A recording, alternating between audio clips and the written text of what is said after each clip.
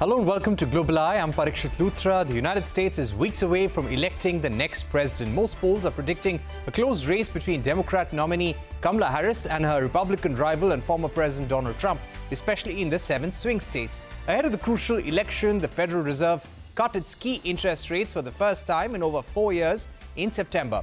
Fed Chair Powell said the U.S. economy is in good shape and the central bank wants to keep it there. But what will the election outcome mean for the U.S. economic growth, and which candidate could have a positive impact on the economy and also ties with India? To discuss this and more, we are now joined by American economist and Nobel laureate Paul Krugman. Mr. Krugman, thank you very much for being with us. At this point, who do you think has a better chance of winning the American election? Is it going to be Donald Trump or Kamala Harris? I have no idea. The secret is that nobody has any idea. It's a coin flip given, we have no idea what's going to happen. Of course. Let me begin by also asking you about Donald Trump. You've recently written that his economic policies and policies towards tariffs may lead to higher inflation. How do you think a Trump presidency would impact the U.S. economy? Oh, I mean, Trump 2.0 is very different from Trump 1.0. The first time he put on a few tariffs and actually basically did nothing much else. It was pretty much orthodox Republican policy. This time, he is pretty credibly promising to do really radical stuff. Tariffs at their highest level in 90 years. Mass deportation, something like certainly more than 5% of the U.S. workforce, ending Federal Reserve independence. So a Trump victory would probably mean surely much more inflationary than the policies we've seen or the policies that Harris has followed, probably a severe hit to U.S. economic growth, and definitely a lot of disruption of the global economy. Right. When you look at Kamala Harris' presidency, why do you think currently the gap between Kamala Harris and Donald Trump is really narrow? If you go down to some of the swing states, she just has a 2 or 3 point lead as a maximum. Why do you think this Donald Trump still continues to have that edge in the U.S. election? Well, we don't actually. I mean, polling has become very difficult, so I'm not sure that we even know whether the polls are right. The polls have been wrong substantially. I mean, that happens, but there may be particular problems with that now. So if it's really that tight, we don't know that. But also, most people don't pay real close attention to policy proposals. Most people probably have no idea what Trump is proposing on tariffs. They have no idea what Harris is proposing on changes to Medicare. They kind of remember that, they've noticed that things are more expensive than they were a few years ago. They may not be fully aware that that was a one-time jump in prices, that inflation is back to normal levels now. They kind of remember that things felt pretty good in 2019. And so it's just, I think if people really sat down with the policy proposals, it wouldn't be close. But, people have lives to live and children to raise, so they don't know. Kamala Harris, you have recently said that the economic policies of Joe Biden have really worked, and you've been really happy with the recent numbers coming out of the U.S. economy. If Kamala Harris were to win, what do you think is the #1 task that she would have in hand as far as the U.S. economy goes? Well, the U.S. economy in aggregate is doing pretty well. I mean, we're basically back at target inflation. We have more or less full employment. No hint really of a recessions can always happen, but there's not one visible in the data right now. Mostly, her priorities, I think, would be for the places that the U.S. social safety net doesn't reach. So more aid for children, more aid for childcare, and a recent proposal, more aid for home care for seniors. But it's good stuff to make difference to lives of millions of people, but probably not any fundamental course correction. All right, so you don't expect any fundamental course correction that is needed. If I were to ask you about the number one challenge for the US economy in the coming months, what would that be? Well, okay, inflation does look beaten. We are waiting to see whether, we've had this period of extremely high interest rates, which kind of miraculously have not produced a sharp slowdown, and we're still waiting. Is there another shoe waiting to drop? So I do, at this point, the high frequency data, the stuff that might give you an early warning, is all over the place. You can believe whatever you want to believe, but I am nervous that we might have a kind of, as people say, a Wile E. Coyote moment when you walk off the cliff, and that there might still be something waiting to happen. But that's mostly it. By the standard metrics, the U.S. economy looks just fine right now. Right. Looking at the Fed decision recently, the US Fed had cut rates by 50 basis points in September. What is your expectation on the pace of cuts going forward? Okay, my guess is that they will not stop cutting rates, because the inflation, they raised rates to fight a war on inflation, and they won the war. And that means that normalization is the policy of choice, but probably smaller cuts unless we see some serious signs of an economic slowdown. So probably a series of 25 basis point cuts, maybe an occasional skipped cut, depending upon how the economy is doing. I think they needed to send a signal that, yeah, we think that this thing is, we think that we won this thing on inflation, and we are watchful about a slowdown, but I don't see anything out there that would lead to more jumbo cuts.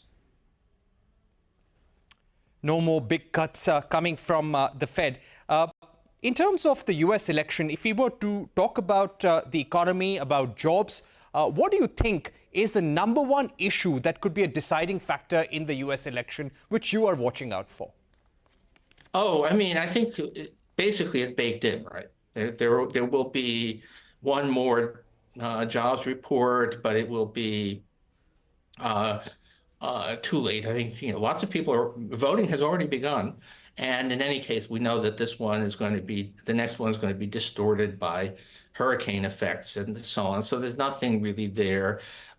We have some inflation reports coming up.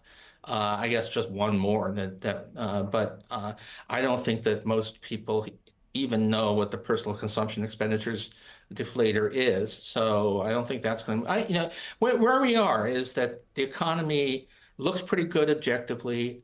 Lots of people say that they don't think it's good, but also not all polls, many polls show the candidates more or less tied on the economy. It's no longer a big advantage for Trump. So I think the economy has, that's a concluded story, and this election is going to turn on perceptions of the candidate's character. When you mean perceptions of the candidate's character, what do you think will be a decider? God knows, right, is the basic answer. But look, we just saw Harris walk into the lion's den to a hostile interview on Fox News, and she ended up basically, it wasn't billed as a debate, but she won it anyway. We're seeing Trump, it's becoming his coherence seems to be visibly degenerating, week by week. It's not just who he always was. he is not the candidate he was in past elections. How much of that filters through to the public is going to be, I think, in many ways, the deciding issue. Are people going to look and say, my God, he's canceling out on interviews. If you actually listen to what he says, it's gibberish. But I don't know if people really notice that. I would also like to ask you about China. We have seen a trade war that was triggered by Donald Trump against China. Biden, in a way, continued with those tariff policies vis-a-vis China. How do you think US-China relations are going to pan out? There are certain product lines like electric vehicles where Biden has imposed 100% tariffs. Do you expect this tariff war with China to worsen, irrespective of who's in power? Well, it's going to be a big difference depending on who does it. In some ways, Biden and now Harris are more confrontational with China than Trump was. I mean, Trump had these scattershot tariffs across the board and then kind of relented on stuff because China was ready to buy some soybeans. The Biden-Harris team is dead serious about trying to deny China access to advanced technologies, trying to make sure that the U.S. is not dependent on China for strategically important stuff. So we actually have what amounts to an economic Cold War with China that has taken place since Trump left, that has taken place under Biden and will continue under Harris. So the idea that we're going to have a grand reconciliation seems extremely unlikely. The question is whether it's going to be a sort of targeted strategic confrontation with China if Harris wins, or whatever it is that Trump's going to do. Right. We've also seen data coming out of the Chinese economy, 4.6% GDP growth, the slowest pace of growth since last year. Stimulus packages are being announced by the Chinese government. How do you think the slow growth of the Chinese economy is going to impact the world? Oh, China is, it's kind of one of the wonders of the world that China refuses to do the obvious thing. What China suffers from is inadequate consumer demand. They just have an economy that is geared towards producing and doesn't give people enough purchasing power to buy what it produces. And they seem to be weirdly averse to actually addressing that. Even when they do stimulus, it seems to be mostly aimed at enhancing productive capacity. And then the only way to reconcile that is to run massive trade surpluses, which the world is not going to accept. The Chinese leadership just doesn't seem to grasp that neither the US nor the EU, which is the two big players, are going to accept China trying to export its way out of its economic difficulties. So this is a recipe, among other things, for a lot more trade confrontation. I don't understand what it is with Xi and why the Chinese cannot bring themselves to just do a sort of a straightforward stimulus program as opposed to these kind of backdoor credit channel things that they seem addicted to. Mr. Krugman, how bullish are you on India at this juncture? According to S&P, and this is the latest report, that India is set to be the third largest economy by 2030. What do you think is going for India right now? Any concerns that you have? Well, you always worry, and India still has problems with infrastructure, has problems with education levels. India is still well behind China on many measures, but India's been showing impressive dynamism. It has managed to avoid getting into the kinds of trade fights that China has. India is not seen by the United States as a strategic threat. So I'm not any kind of expert on India, but I'm fairly bullish. I think India does, of course, if we have a global trade war, which is what will happen if Trump wins, then that's really bad for everybody, and India will get caught up in it too. But assuming that we manage to steer clear of that, I'm actually fairly bullish on India. You're fairly bullish on India. But when I were to ask you about the US-India relationship, over the last 2 years since Prime Minister Modi had met President Biden in Washington, we've seen very close relations, US investing in the semiconductor ecosystem, on electric vehicles, on clean technology. There are a lot of areas of collaboration. Do you see US companies significantly diversifying, looking for alternatives to China, probably even moving out of China and coming to India? Do you think India will be a beneficiary of the US partnership? Oh, definitely. I mean, it's just China does not look like a safe place to put your money. it doesn't look like a safe place to visit, to be honest. So, no, this confrontation between the U.S. and China, ask who can step in there, and on some things, there's much smaller countries are actually benefiting. Vietnam has been doing very well out of this, but India as well. India is an up and coming emerging market with a lot of potential, and which is not not having a Cold War with the United States. Right. My final question to you, Mr. Krugman, would be about the two wars that we find ourselves in. There is a Russia-Ukraine war, and we're seeing a massive war in the Middle East, which refuses to die down. How do you think, in case we see US getting dragged into a direct war with Iran, and the possibility is there because Israel is going to retaliate against Iran for the missile attack that had been carried on, how is this going to weigh down the US economy, the global economy? And do you think either of the candidates, be it Kamala Harris or Donald Trump, would be ready to support such a war? Oh boy. I mean, a lot depends on just how Israel conducts itself. I mean, Israel has a lot of support in the United States, but Netanyahu, not so much. And if Israel was willing to show some signs of being, willing to relent a little bit on the awfulness of the war, it's going to be horrible regardless, then maybe the U.S. will back it. I don't know.